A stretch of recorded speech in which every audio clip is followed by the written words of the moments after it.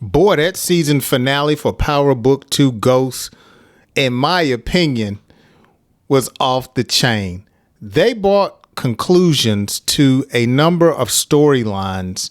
And on today's episode, while I do a reaction and breakdown of the season finale, I want to ask you, do you believe now that Braden is street certified?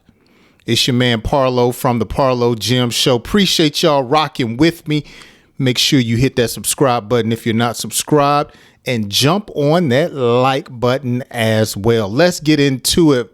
So the season finale started off with Effie being booked, taken down to the MCC. We know that she is being hemmed up, and they're going to try to get her to flip and turn on her street family. And I like the way they started out this particular episode because they gave a lot of different angles, showing each character looking at themselves or allowing them to have a moment of reflection. They did it with Effie. They did it with Tariq, as you see here. They did it with Drew. He's reflecting, and they showed them thinking about things that they did throughout this particular season. And Drew is going through erasing pictures of Gordo. And so then it flips over to Tariq in the hospital. He's getting up because we know in the last episode he was knocked out when he was about to shoot Tommy, and they reveal who knocked him out, and I was quite surprised. I did not see that angle, so these writers always keep you guessing.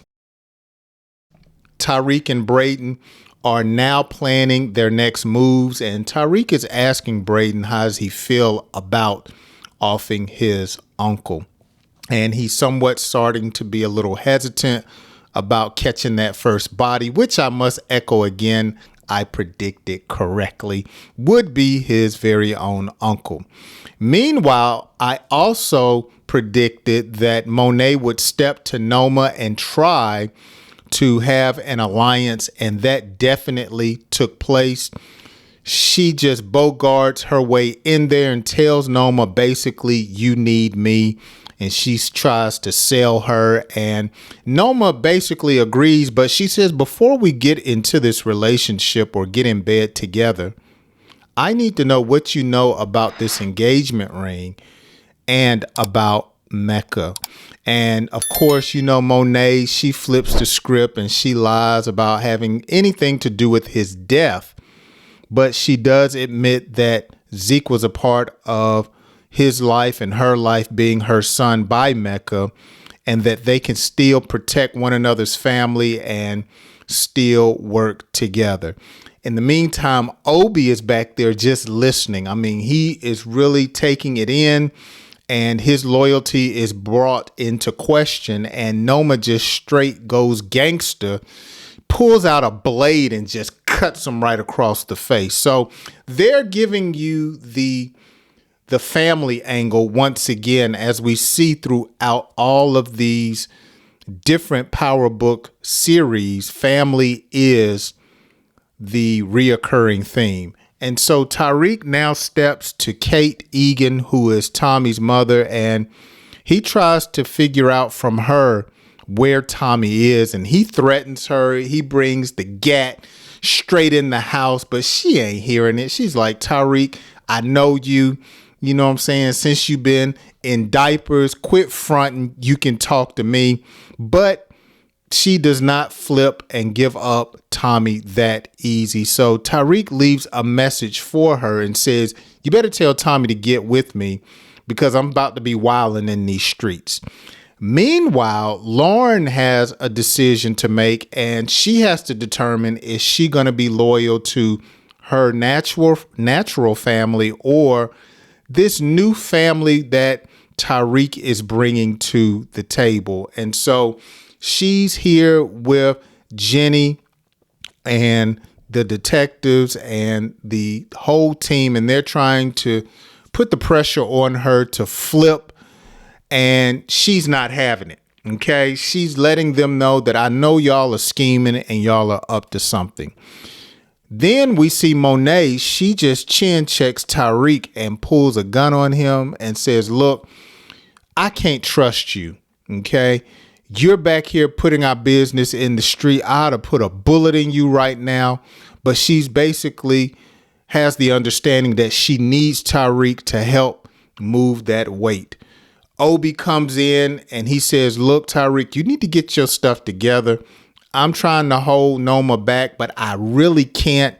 And this is what happened. And he shows Tariq his face where she just took out that knife and just cut him like she had no disrespect. Now, no respect for him. I thought that he would be dead. Okay, I did say on the last episode that I figured Noma would kill Obi, but she didn't. She said, look, you'll keep serving me. I need your loyalty. You are a great lieutenant, in so many words. So Tariq, he gets ready to go and flip the script on Monet because she done made her move. She pulls the gun on him, so he got to clap back. Tariq is ready to take it to the street, and then guess who pops on the scene? Uncle Tommy shows up and says, bro, follow me. Don't do nothing stupid. All right. Let me put some wisdom between those two ears. Okay. Because Tariq ain't hearing it. And so after they calm down and they get on the same page, Tommy has to tell Tariq, look, me and your moms, we squashed it. Okay. I didn't kill her. I'm not responsible for her disappearing. She's good. The Fed swooped in after I left. I don't know where she is, but we're back family now. We're back on the same page. In fact, he tells her, or he tells Tariq that, look, it was your mother who hit you on the head and knocked you out and kept you from killing me. So we straight, bro. Okay. So Tasha and Tommy get on the same page and they reconcile their differences. And once again, they bring back the issue of family. Look, we are all we got. We're day ones. We need to squash this. Families get into it, but we come back together and we move forward.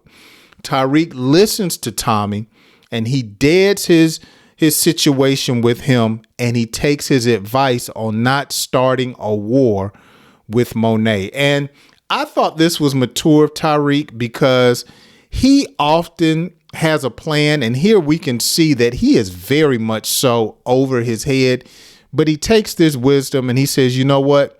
I'm going to listen to you, but I got to make some other moves. Then we switch over to Tate and his political family, and we find out that he has won his race. His opponent has conceded, and he is now feeling good about himself. And while he has the opportunity with Harper, he's going to take their relationship to the next level. And so what he does is he puts a ring on her finger. Oh, man, Tate is moving in. Now, I don't believe he really loves her. I believe he realizes she's a good woman. But you know, Tate, he's always scheming. And I think in order for him to be the politician he needs to be, he knows he needs a good woman on his side.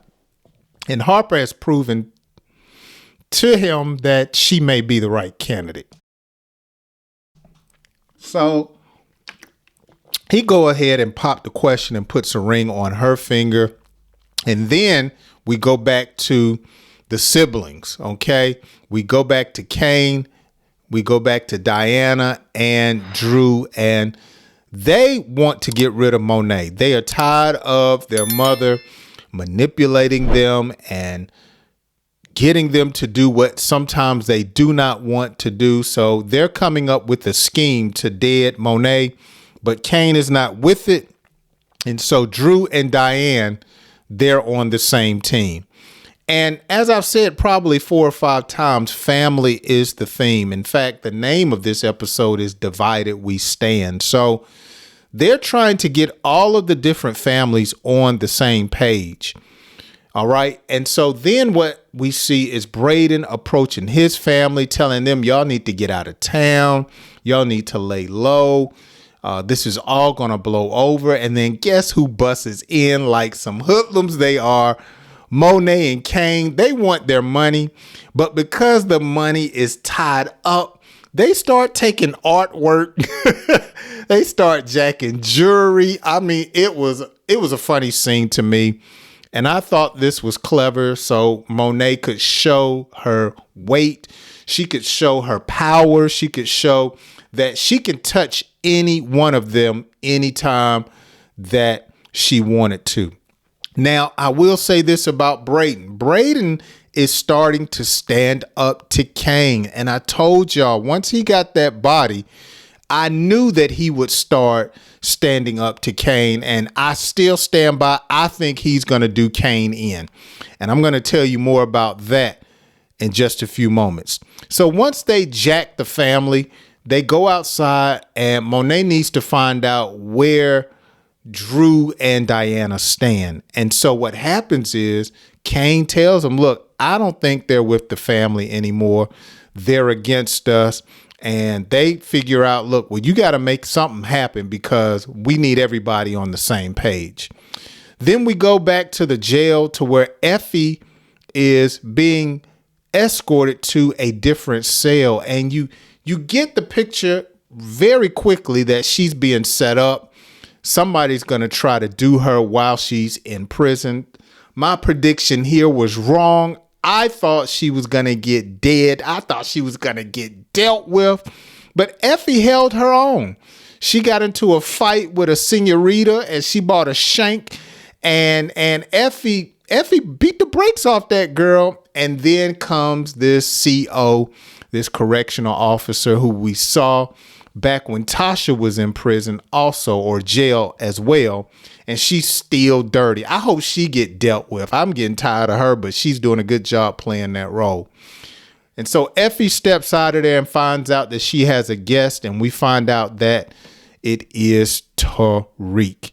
And man, did they have a discussion because they don't know if they can really trust one another.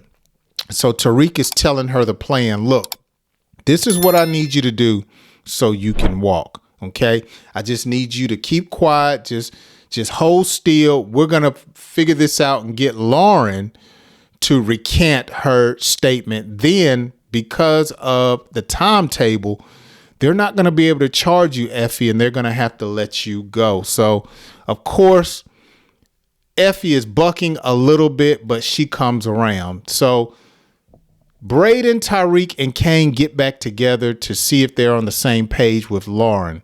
Of course, you know, they've got to deal with her. And so they come up with a plan. Look, we need Effie to tell us where Noma's daughter is.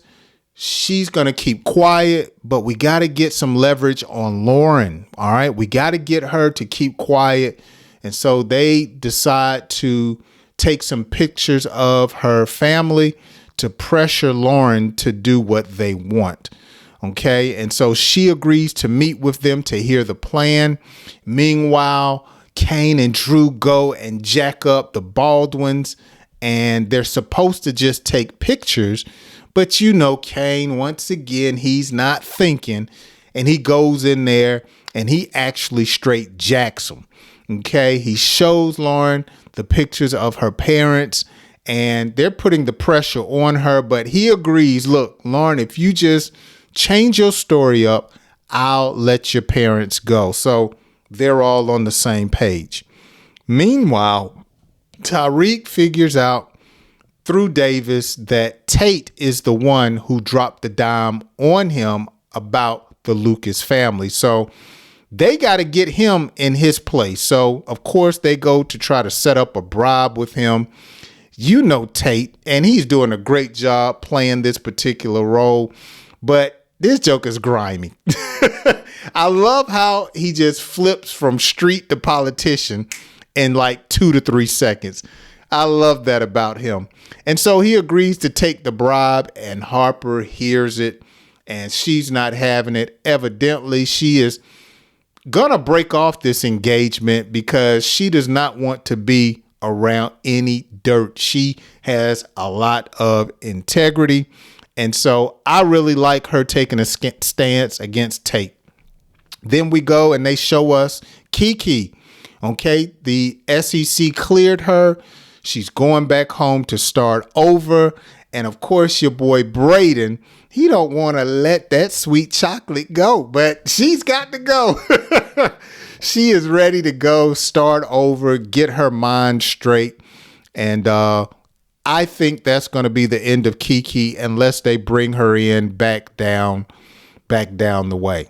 So finally, we get Lauren and Effie to meet up and they get on the same page and see if they're going to do according to the plan. They hash it out. And Lauren says, look, I know you're in the street, Effie. I'm not in the streets. Look, let's just squash this, move on. You need me. And in order for this to work, I need you.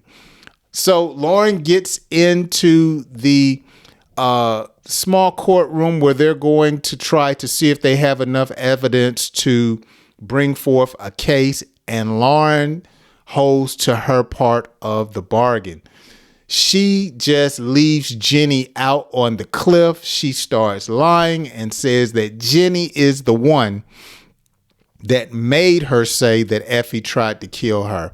We see Lauren playing this game. She harshes up some tears and does the little rich girl thing, and it works. It's good for her. But I love the way that everyone is changing. I don't think she sees it, but she is changing for the worst. In my opinion, she took this stand, perjured herself. And even though she ended up leaving Tariq later in the episode, I think she's got enough dirt on her hand. And if she really loves him, we may see more of Lauren again later.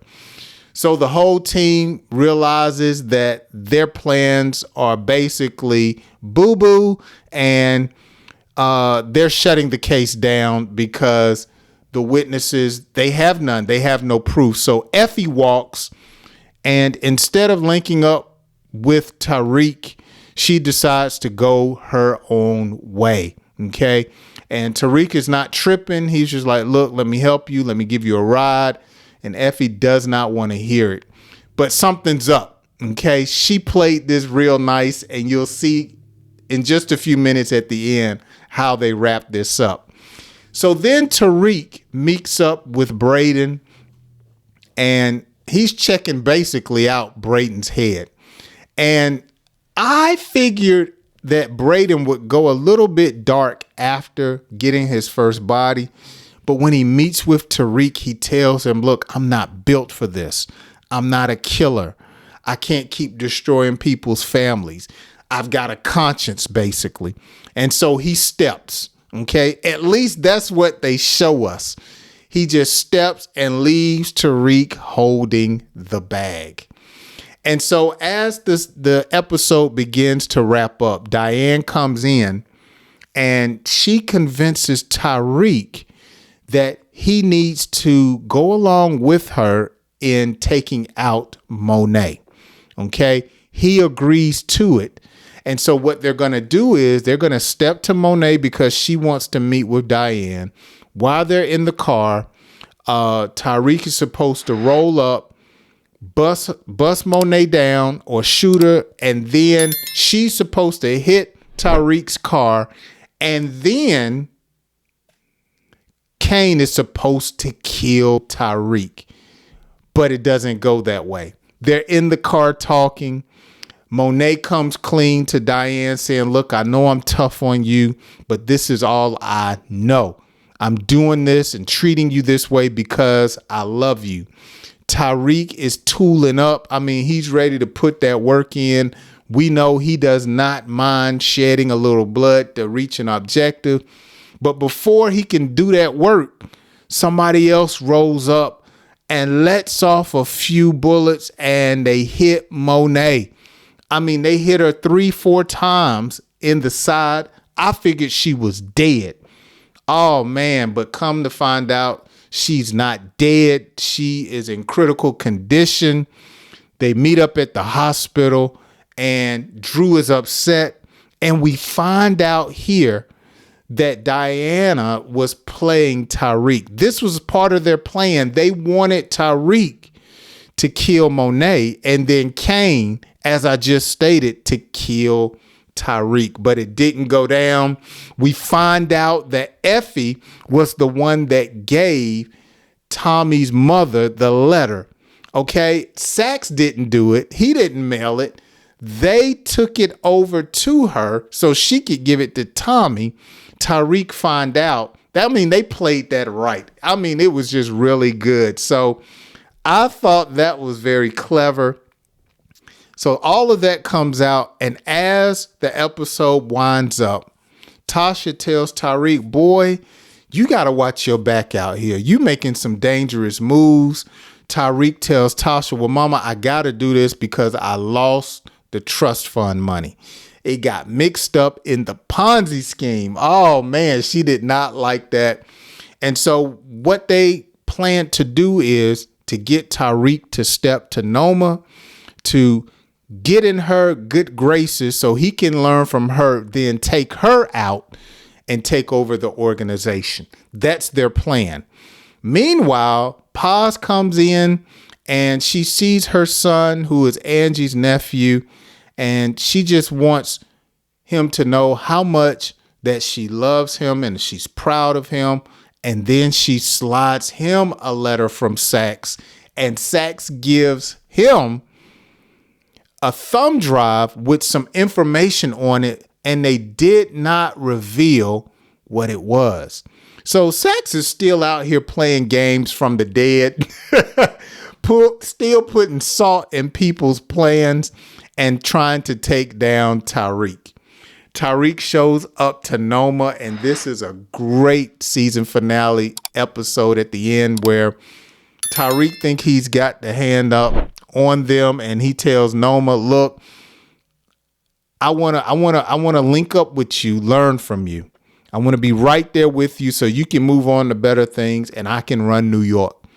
Then we find out in this closing scene that she's not having it. She heard that he's been out there trying to do dirt.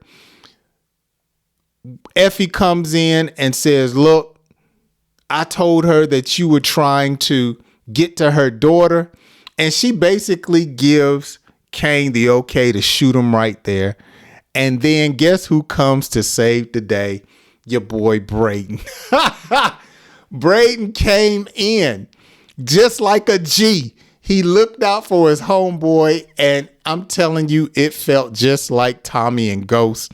You see this scene right here at the end. I think they're letting us know because we constantly saw Ghost and Tommy in the car together, always doing dirt and planning. And this just looks just like them. Tariq gets out alive. He shoots at Kane, something I told y'all earlier. He shoots at Kane, and I thought Kane got shot, but he ends up just shooting the gun. I think that's just a preview of them showing that Brayden's going to take Kane out. And I think that he's going to be all in. I don't think he's going to get out the game because when they leave the scene, he says, look, what are we going to do? So I think Brayden is street certified now.